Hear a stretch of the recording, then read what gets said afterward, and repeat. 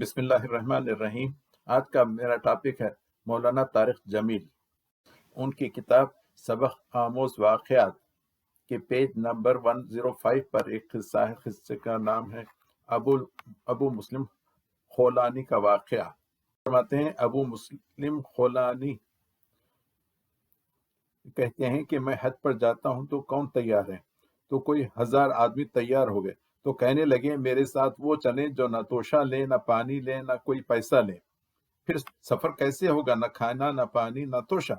تو فرمانے لگے جس کے مہمان ہیں اسی سے مانگیں گے۔ تو سارے پیچھے ہٹ گئے، کوئی چند 100 ساتھ رہ گئے، ان کو لے کر چل دیے۔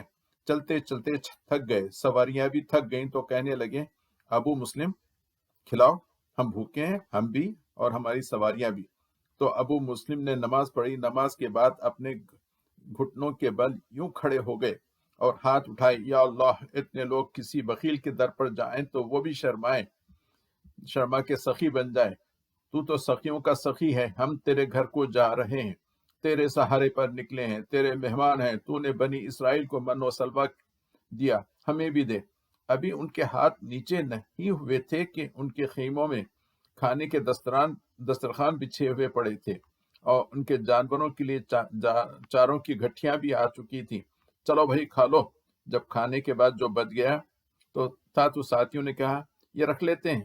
تو ابو مسلم فرمانے لگے جس نے ابھی کھلایا ہے اگلے وقت میں وہ بھی دوبارہ کھلائے گا اور تازہ کھانا کھلائے گا۔ سارا سفر اسی طرح کیا۔ یہ بھی مقام آتا ہے۔ طارق جمیل پتہ نہیں کیوں ایسے من گھڑے واقعات بیان کرتا ہے، جبکہ ہمیں معلوم ہے ہجرت سے پہلے جب قریش نے بنو ہاشم کو وادی شعب ابی طالب میں محصور کیا تھا تو وہاں کے بچوں کو کھانے تک کچھ نہیں مل رہا تھا، چمڑے جلا کر کھا رہے تھے، اور بچے جو نا بل بلا کر رو رہے تھے بھوک سے۔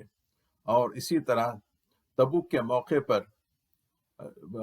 مسلمان فوج، رسول اکرم صلی اللہ علیہ وسلم بھی اس فوج میں ہے، اور وہاں پہ لوگ اتنا کھانے کو کھانا نہیں، لوگ سواری کے اونٹ کو ذبح کر کے اپنی بھوک مٹا رہے ہیں۔